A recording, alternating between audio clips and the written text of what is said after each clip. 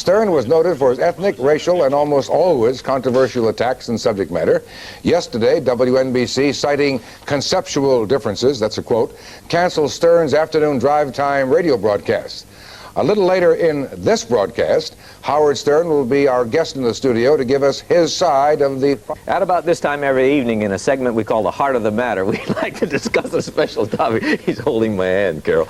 Tonight we're going to do something a little different. We're going to spotlight the personal humor of Howard Stern, one of New York's most outrageous and out-of-work disc jockeys. He was fired yesterday from WNBC late. That talk show in the afternoon. You've lost me here. Carol's got some nice legs. We'll be talking to Howard in just a minute. But first, for those of you who need an introduction or reminding who Stern is, here's a little background.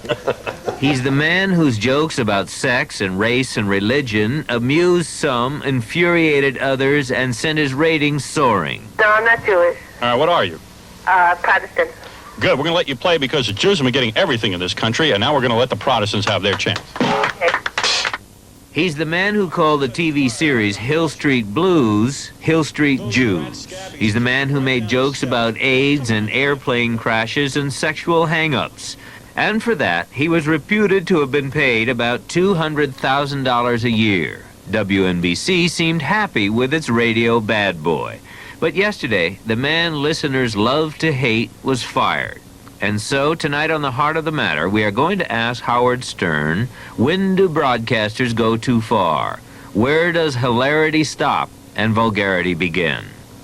Oh. As I say, for those of you... Where's Michelle Marsh? Believe it or not, don't ask about the rest. We're on now. Howard Stern was on the front page of the New York Post. They thought that was front page news with your wife and child. What does that have to do with being fired? I don't know. That's where they got the picture from. Where's Michelle Marsh? Hey, you know, I could do record reviews on this thing. I was just talking to someone about that. I could come on here once a week and do record reviews. Translate this for me now. And I look pretty good on TV. You look wonderful there. John Hayes, who's the vice president and general manager of NBC, you know, he's the guy who fired you. Yeah, he fired me. Translate, I'm trying to find out why you were fired. This is what he said. Good, I'd like to find out too. He said, we had a running difference of opinion on what the program should be, and I think that led us to a point over a long period of time where we decided that his show was no longer appropriate for NBC. What the hell does that mean? I don't know. What does that mean? Why don't you poll your audience about that? What I think happened is, I don't think John really fired me. I don't think I was fired for anything I said or I did. What happened was the radio division loved me. The president of the radio division has just renegotiated my contract. You're going to get paid now? I mean, you can. Oh yeah, I'm going to sit home and get paid, I guess. For how long? Well, I got another 2 years to go. And the thing is, they all love me there. What happened was probably some yo-yo up at the NBC corporate or RCA or something. One of his kids complained about me, didn't like me, and threw me off the radio station. But maybe you are a little nuts when you think about what you call your bosses on the air every day. It's not really designed to further your career. No, they know that there's a certain amount of honesty going on there, but I had a good working relationship with my bosses. You know, it is a bit strange. They fired you, but throughout all the years, we all seen those signs. You want to talk strange? What about your hair? It's orange. Isn't that nice? What do you, dye it? No, you look good. I'm serious. I love you. He's been fired too. I've been, most every place. Now, the commercial said if we weren't so bad, we wouldn't be so good. That's the point. The point is that they put a commercial on TV and they said, this is Howard Stern's image. We like it. We endorse it. Howard's been on the air for 3 years doing this kind of thing. We love it. Yeah, they call you how weird. Why'd they fire you? So the reason they fired me is somebody upstairs, probably who's close to the chairman of the board, whoever he is, probably the 8th guy in line to take over someday, got a bug about me and didn't like what I was doing. You know what's interesting? We just got a promo reel of you from Washington, D.C., where you were last fired for pretty much. No, I wasn't fired in Washington, D.C. I was hired by NBC, and the station got mad at me for running off. You better get your facts straight. Well, you were fired. You're taken off the air. It's supposed to be responsible journalism. Give me Jim Jensen. Why can't he interview me? He's busy. Pervert! Howard Stern on DC 101 radio. He's never played by the rules. That's a great commercial. 10 seconds. Boy, everybody caught that real quick. A 10-second commercial they gave me in Washington. Why don't we re-cue it and run it again? Then we'll try to run it again. The point of that is they were promoting you there as a pervert. Yeah. Yeah. So, I mean, that's the point. And then in the last month, they take you off the air. You said because they're mad you're going to NBC. But they did take you off the air. They took me off the air because I had already signed a contract with NBC. I wasn't fired in Washington. And here in New York, I was fired, and I can't figure out why, I mean, a lot of people are upset about it. I had listeners. It wasn't like I was on WMCA where you yell out the window and you can reach more people.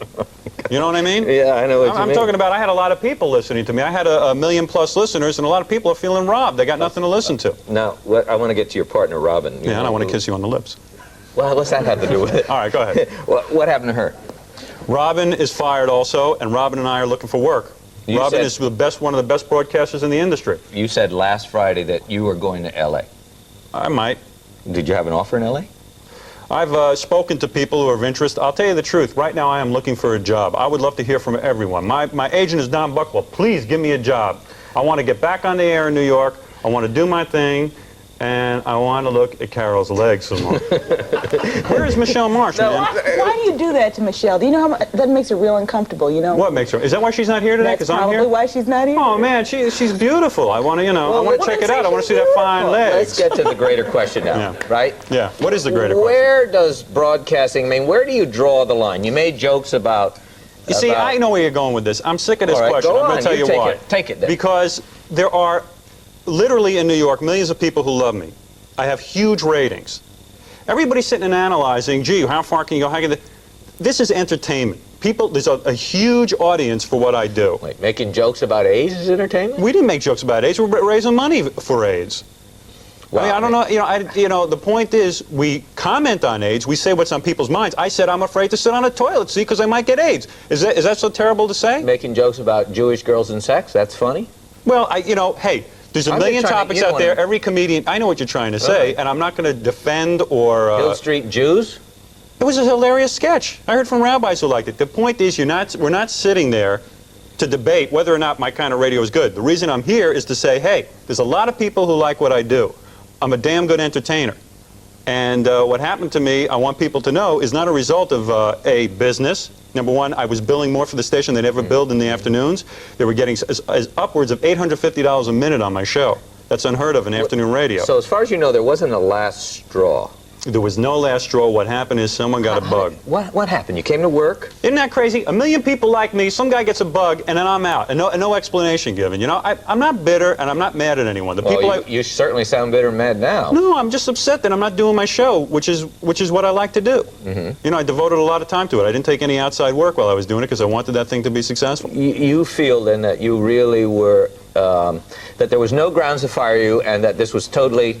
What, unfounded? Oh, yeah. Why would they like me for 3 years and all of a sudden someone didn't like me? I guess that's what we had you on for. We're trying to figure that out. I don't know, man. Maybe this is a job for Mike Wallace. 60 Minutes.